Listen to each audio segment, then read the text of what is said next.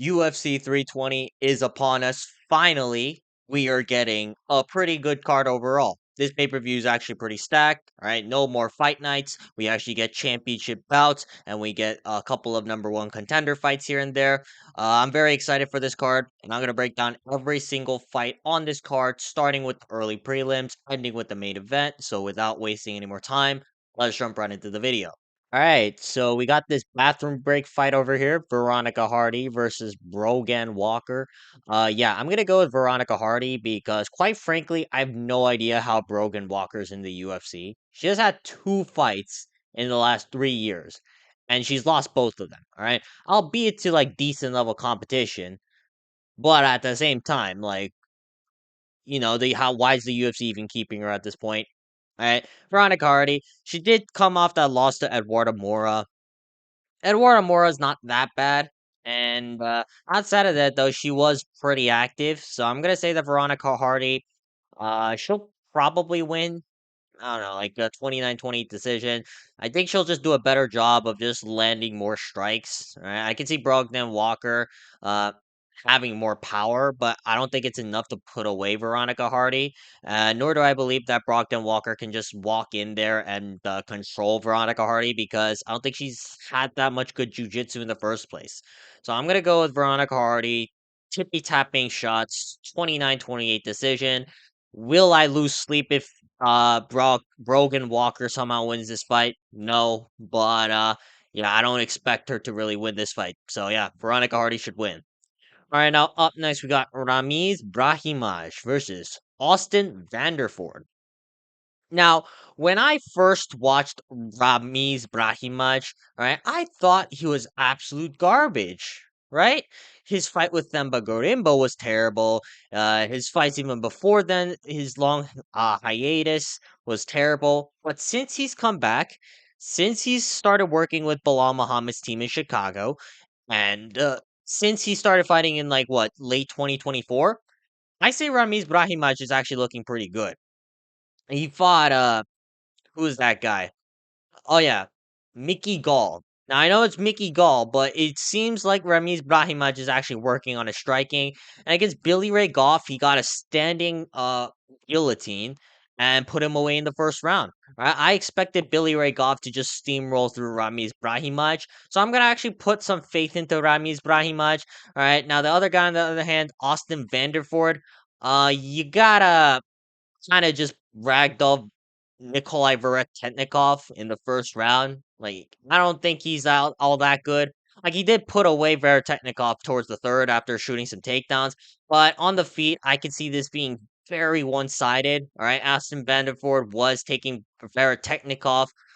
He was actually getting pieced up, I'll say. All right, not to the point where like it was like, oh shoot, he is completely incapable of striking. But I do believe that there will be a difference in the striking, and I think Brahimaj is good enough in the grappling to negate Austin Vanderford's takedowns and top pressure and just keep this fight on the feet. And if this fight stays on the feet, Brahimaj should have a clear advantage in the striking, especially the boxing. So I'm gonna go with Ramiz Brahimaj to get a late round TKO, probably like a round 2 or 3 TKO. Yeah, that's about what I'm expecting. Uh, and yeah, we're gonna move on. All right, now up next we got Punahele Soriano versus Nikolay Veretennikov. This guy lost to Austin Vanderford, so already I don't rate him as the highest level fighter. I'm gonna go with Puliani Soriano regardless because Soriano, he's got some devastating power in his hands. Who I see Nikolay Veretennikov just kind of picking apart Soriano, maybe, but Veretennikov not as good as you would think, right? He's got the Ov name for his last name, so you would think he's actually like an elite level fighter, but not really. He kind of took Danny Barlow and staph infection to a very iffy decision, and outside of that, he's just been getting ragdolled in nearly every single one of his fights. The only fight he's won was against Francisco Prado, who, quite frankly, shouldn't be in welterweight in the first place. Whereas Puliani Soriano, he's a legitimate welterweight who has devastating knockout power, and I don't really see Vereteknikov being able to put away Soriano. The only way I could see Veretennikov winning is if this fight goes to the later rounds, but I don't believe that this fight's going to go to the later rounds because Soriano's very fast, aggressive, gritty, and he will be all up in Veretennikov's face, who likes to keep things very clean and technical. So Soriano, I expect him to pressure Veretennikov up against the fence and just tee off on him within the first round. All right, now up next we got Patchy Mix versus Jakub Wilcox. Oh my goodness, there's so many last names here that I have no idea how to pronounce. But yeah, anyways, I don't want to pick Patchy Mix after his fight with Mario Bautista, which was simply disgraceful. I just don't want to pick Patchy Mix. However, I've watched Jakub Wilcox's fights. And let me just say this, I think this is a very approachable matchup for Patchy Mix. I don't think Jakub Wilcox is nearly at the level of Mario Bautista, who actually knows how to use angles effectively, who can move both on the front and back foot when he strikes, who's very good at keeping himself on the feet, who's also very well rounded in the first place. Jakub Wilcox, his grappling is very good, but he's not getting submissions against like good level opponents. He's not really that crazy on the feet where you have to fear for him. Well, Jakub Wilcox primarily just uses his striking in order to set up takedowns, and that's not a game that really works on Patchy Mix. You kind of have to just be a matador against Patchy Mix because Patchy Mix is basically incapable of moving his feet. However, if you trade in the pocket for extensive periods of time with Patchy Mix, there's a good chance that he will either take you down and just ragdoll you, or he will probably drop you viciously because Patchy Mix does have some crazy knockout ability. I'm gonna say that Patchy Mix wins this fight. I would say like a late round TKO, right? I'm gonna actually trust Patchy Mix on this one, even though I don't really want to. Patchy Mix is the stronger fighter of the two. I think he is a lot more technical when it comes to the grappling. And while you can say Yaka Wilcox is a lot better technically on the feet, I don't think it's to a point where Patchy Mix is gonna be completely lost and just proceed to become a punching bag for his opponent and Jakub Wilcox. I expect Patchy Mix probably to just get pieced up a little bit. But if this fight ever goes to the fence or if this fight ever hits the ground, I think Patchy Mix is the far superior grappler. He has a lot deeper of a bag in terms of transitions and submissions compared to Jakub Wilcox, who primarily just I don't know, tries to hold people down up against the cage. Either that or like try to take a back, whereas Patchy Mix will try to do some very creative stuff. I think the difference in grappling is going to be very apparent. And on the feet, Patchy Mix is the one with the finishing potential. So I'm going to go with Patchy Mix to win this fight. All right, now up next we got Macy Chiasson versus Yana Santos.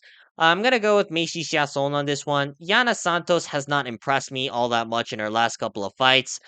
She took Misha Tate to a very competitive decision.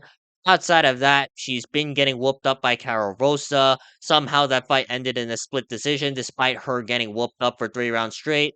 Yana Santos, the only thing she's pretty good at is just clinching, and I don't think that's gonna work against Macy Chiasson. Macy Chiasson has very tight weapons that are very effective, like the knees and the elbows. She's very good at just throwing vicious ground and pound if this fight were to take place on the ground. And on the feet, she's got a pretty tough chin. I don't think Yana Santos really has all that knockout ability or the ability to just pick apart Macy Chiasson over the course of 3 rounds. At some point, Macy Chiasson is going to just maraud forward, either take Yana Santos down because I do believe that she's the stronger fighter, or she's going to get in a clinch exchange and then throw some nasty elbows over the top and then badly damage Yana Santos over the course of 3 rounds. I'm going to take Macy Chiasson to win this fight pretty convincingly, either by KO or by like a comfortable 30-27 decision.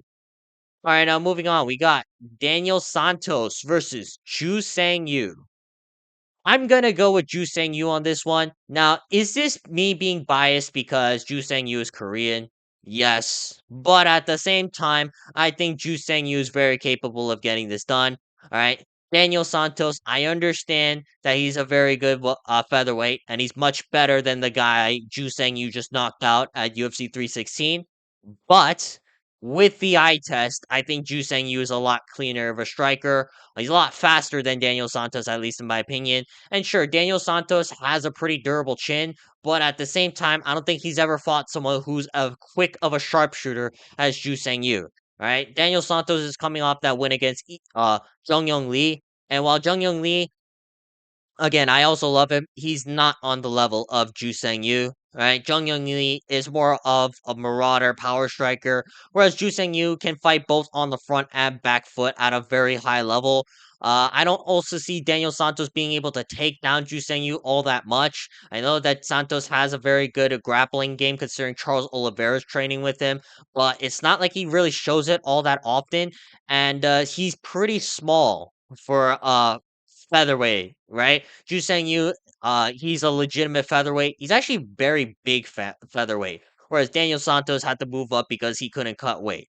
I think that over the course of 3 rounds, like sure, maybe Daniel Santos is able to just tank the shots of Ju Sang Yu, but I don't think Ju Sang Yu is a type of guy you really want to be testing your chin out against. I expect Ju Sang Yu at some point in the fight to get the perfect shot and either badly drop Daniel Santos for a vicious TKO or just perfectly shut him off, like what he did to Jeka Sergi. I'm gonna go with Ju Sang Yu by round 2 TKO. All right, now up next we got Chris Gutierrez versus Farid Basharat. I'm gonna go with Farid Basharat because I think this is gonna be a very similar matchup on the feet. You know, both guys they're not really the best at finishing people. They're not really dynamic strikers. They just like to tippy tap low kicks a lot. The difference is Farid Basharat has pretty good wrestling and top control, and I don't think Chris Gutierrez has the ability to get back up to his feet whenever Basharat shoots a takedown, right? Chris Gutierrez has not shown any extensive grappling over the past few years of his career. If anything, he's kind of shown that he doesn't have much to offer. He just kind of sits there, or not sits there, but he just pulls guard and just like tries to let the round pass. And I think that's going to play well into Farid Basharat because although Farid Basharat can't get any finishes on the ground. Although he doesn't have an extremely dynamic game on the feet, although he's not all that particularly strong when it comes to the grappling, Farid Basharat's very technical. And he has more options than Chris Gutierrez in this fight. All right, Farid Basharat will be the one to dictate whether this fight takes place on the feet or on the ground. And even if this fight were on the feet, maybe Chris Gutierrez can edge it out, but it's not going to be that by that much. And I expect Chris Gutierrez to be a lot more hesitant because in past fights, he's been very hesitant every time he's fought someone who actually has a decent wrestling game. So I'm going to go with Farid Basharat to win this fight 29-28. It's going to be very boring, but I think Farid Basharat will be the much better fighter overall. All right, now moving on, we got Edmund Shahbazyan versus Andre Muniz. I'm gonna go with Edmund Shahbazyan on this one. I understand that Andre Muniz he has a very approachable matchup here because Edmund Shahbazyan, his grappling can be a defect at times, and he does gas out as the fight progresses. But I refuse to trust Andre Muniz to ever win a fight after what he did against Ikram Aliskerov, where he basically just stood there letting Ikram Aliskerov pound him out for like a minute straight. Right? Andre Muniz, in my opinion, is a victim on the feet. And while Edmund Shabazian doesn't have the highest rate of KOs, I think Edmund Shabazian's good enough to potentially drop Andre Muniz viciously. Maybe Shabazian can just pick apart Andre Muniz over the course of 3 rounds, even despite having to fear the takedowns. And Andre Muniz, again, slow as hell. He's got a very awkward reach, which might be the only thing that's I'm very hesitant about. But outside of that, Muniz is not exactly a striker I would be scared of. So I think Edmund Shabazian is going to be able to maintain distance and just pick apart Andre Muniz. Shabazian is the much faster fighter. Shabazian's actually got good striking. He distance manages himself very well. So I don't think that Andre Muniz is going to be able to find the takedowns that easily. So I'm going to go with Shabazian to win this fight. Uh, 29-28, 30-27. I feel like this is going to be very similar to what happened in the Petrosky fight, and Shabazian should win this pretty clearly, though. All right, now moving on, we got Ateba Gautier versus Ozzy Diaz. Yeah, I think this is a no-brainer. I'm gonna go with Ateba Gautier on this one. Ozzy Diaz is a sacrificial lamb, and Ateba Gautier is the next big thing, like Francis Ngannou, but at middleweight and technical. Ozzy Diaz, simply put, I don't know how he's in the UFC. I know he had a couple of fun fights, like when he fought Brogan Santos, or whatever that guy's name is from the Contender Series. But outside of that, Ozzy Diaz has had no success in the UFC, and Ateba Gautier will put this guy out cold. It's not like Ozzy Diaz has this crazy wrestling game to fall back on. It's not like Ozzy Diaz is a very good back foot fighter who knows how to pick his shots very well over the course of 15 minutes. Ateba Gautier is kind of there to be hit by anybody who's actually good. And I think Ateba Gautier is pretty good, and we know that the UFC is trying to build up Ateba Gautier, which is why this matchup was made. So I'm going to go with Ateba Gautier to get a round one TKO over Ozzy Diaz. All right, now moving on, we got Abus Magomedov versus Joe Pyfer. I'm going to go with. Hmm. I don't like to pick either of these guys. Like, Abus Magomedov looked incredibly mid in his fight with Michel Pereira, but so is Joe Pyfer in his last fight against Kelvin Gastelum. Who do I pick in this fight? You know what? I'm gonna go with Joe Pyfer. All right, Abus Magomedov, in my opinion, he's going to gas out. All right. If anything, Abus Magomedov is going to unload very quickly in this fight. Either that or just pace himself, and it's going to be a very tentative fight from Abus Magomedov. And if he fights a very tentative fight against Joe Pyfer will walk you down and hurt you and possibly knock you out. And if Abus Magomedov tries to do what he does, all right, I don't think he's really gonna knock out Joe Pyfer. All right, Abus Magomedov's primarily a kicker who has grappling in his back pocket, and I don't see Abus Magomedov being that much better than Joe Pyfer in the grappling to where Magomedov can submit him. I understand that Abus has a very good jiu-jitsu game, like when he submitted Bruno Ferreira, who's also a very proven grappler, but at the same time, Joe Pyfer is very strong. He's very hard to take down, and he trains with Sean Brady, who's arguably the best jiu-jitsu practitioner in the UFC right now. So I'm gonna trust in Joe Pyfer's ability to just kind of wait out the first round, just be very patient. But I think starting from the second round and third round, where Abus Magomedov's kind of emptied out the gas tank, Joe Pyfer will be able to just maraud forward and just break Abus Magomedov as the fight progresses. Uh, can there be an upset with Abus Magomedov winning this fight? Of course. I don't exactly trust Joe Pyfer to be the one with the smartest game plan. However, Joe Pyfer, in my opinion, is a lot more powerful. I think he's a lot more fundamentally sound when it comes to the boxing, at least. And sure, the kicks are kind of worrisome, but at the same time, I think Joe Pyfer in a three rounder is going to have enough time to just put away Abus Magomedov. And it's not like Abus Magomedov is really the type to push a pace as the fight progresses. So I don't think Joe Pyfer really has to worry about gassing himself out. This is one of the few fights where I think Joe Pyfer has a much better gas tank than his opponent. And if Joe Pyfer has a much better gas tank than you, then it's kind of a problem. So I'm going to go Joe Pyfer to get a late round TKO, probably in the second or third round. I don't know. I think Joe Pyfer is going to win, though. All right, now moving on, we got Josh Emmett versus Youssef Zalal. I'm gonna go with Youssef Zalal on this one. Josh Emmett's like 42 years old. It's not looking all that good for him right now in terms of the career trajectory. He's coming off that loss to Leroy Murphy, and sure, Leroy Murphy's not a bad name to lose to, but I think that Youssef Zalal will be able to replicate the Leroy Murphy plan of just picking apart Josh Emmett because Josh Emmett's pretty plotty at featherweight. All right, he doesn't have the speed to really close distance. The only time Josh Emmett can really catch you is if you step into range a lot. And that's not what Youssef Zalal does. Youssef Zalal likes to backpedal a lot, picking his shots.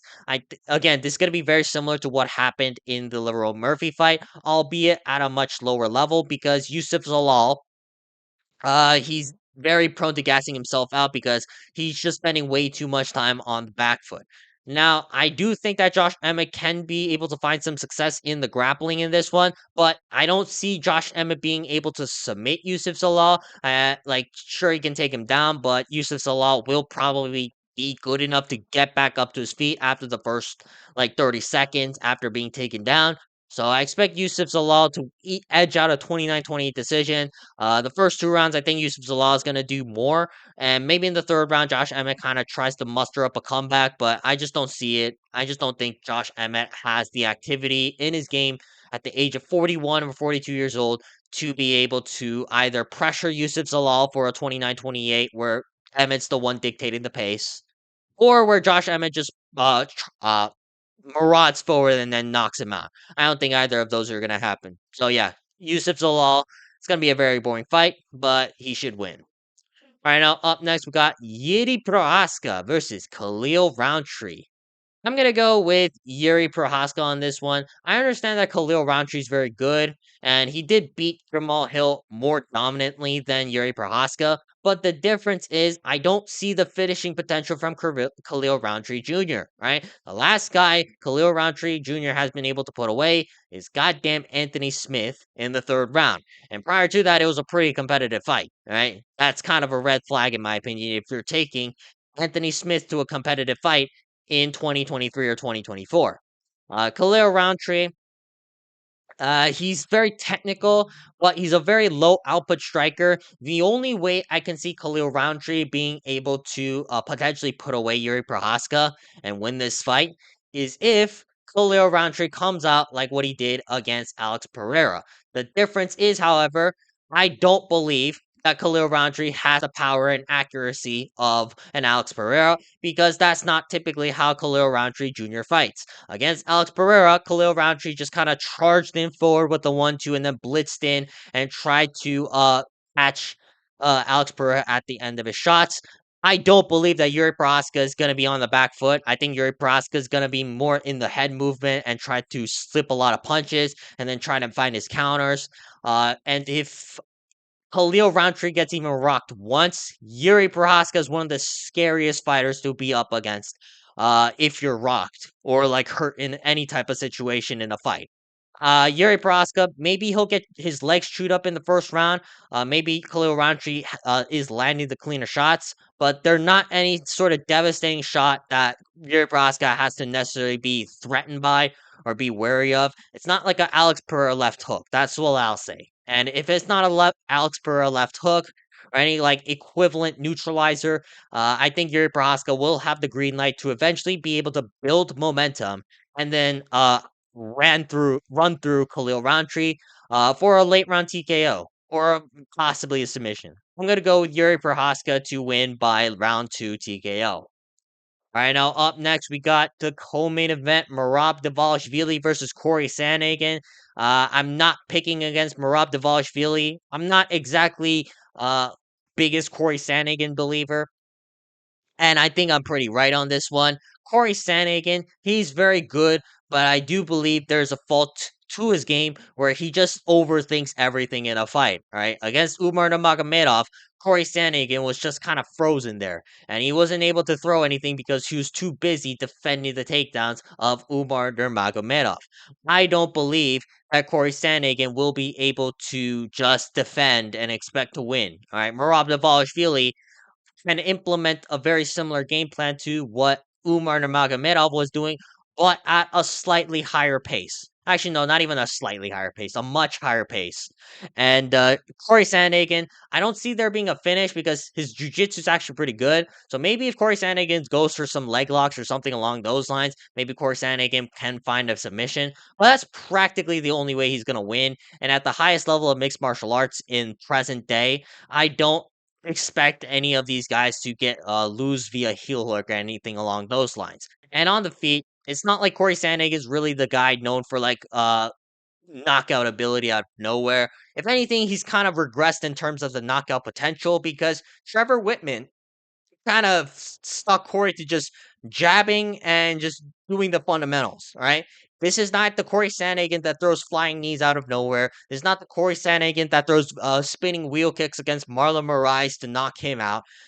Corey Sandhagen, in my opinion, has become a lot more tame on the feet in exchange for more offensive grappling capabilities. And Sure, Corey Sandhagen can be able to neutralize the first 3 rounds, but what about rounds 4 and 5? Right, Merab Dvalishvili not going to slow down in those situations, and I think it's going to be more clear as the fight progresses that Merab Dvalishvili is going to be in more and more control of the grappling. So I'm going to take Merab Dvalishvili to win this fight 49-46, 48-47. Maybe Corey Sandhagen has some success early on, but by the later rounds, I don't expect Corey Sandhagen to be able to just defend in order to neutralize Merab Dvalishvili. All right, now moving on to the main event, we got Magomed Ankalaev versus Alex Pereira. I'm gonna go with Magomed Ankalaev on this one. Now, I understand that Pereira had a close fight, but realistically, Pereira clearly lost. All right, Magomed Ankalaev, in my opinion, just has the style to beat Alex Pereira. Ankalaev has very good boxing defense, and he's not like most of these guys with clear defects in their defense. Like Yuri Prohaska with his hands down, Jamal Hill with his right hand down every time he throws a straight left. I don't think Alex Pereira is really going to be able to find the shots because, again, Magomed Ankalaev not only does have the better defense in terms of boxing, he's also a lot faster with the hands than Alex Pereira, right? Alex Pereira kind of relies on the fact that a lot of these guys are just going to throw tentative strikes because usually they're a lot slower on the feet than him, but Magomed Ankalaev's not the case, right? Ankalaev doesn't have the knockout potential of an Alex Pereira, nor does he have the variety of shots like Alex Pereira, but I think he's a lot faster and he's a lot more accurate than Alex Pereira. And I think that's going to play a big difference. This is going to be a very similar to the first fight. All right. Maybe Alex Pereira just kind of low kicks Magomed Ankalaev. Maybe the low kicks hit harder than the first fight because Alex Pereira is locked in the gym now. But I don't think Alex Pereira is really going to land a left hook or anything like that. Magomed Ankalaev is going to be able to have the advantage in the boxing. And Pereira, again, he's going to also be worried about the takedown threat. I understand that Magomed Ankalaev isn't a big takedown guy, and he wasn't able to get any takedowns on Alex Pereira, but is the only guy in the division amongst the top 5 that legitimately has some sort of takedown threat, and Alex Pereira is gonna have to be worried about that. And if Magomed Ankalaev can take down Alex Pereira, maybe there's not a finish, but there's gonna be a lot of ground and pound. Magomed Ankalaev's ground and pound is actually very good, so I expect Magomed Ankalaev. Maybe it's gonna be a slightly more definitive fight, but I'm expecting him to win this fight regardless because I don't know. I just don't see any differences that Pereira can make in this short of time. All right, that's gonna be it for today's video. If you guys want to see more videos like this, please make sure to like and subscribe so we can get this channel monetized. Well, other than that, though, leave a comment down below who you have for the main event as well as all the other important fights for this card, and whether or not you actually see Carlos Olberg getting the title shot over the winner between Yuri Prohaska and Khalil Roundtree. But other than that, though, again, like and subscribe, and I will see you guys later. Peace.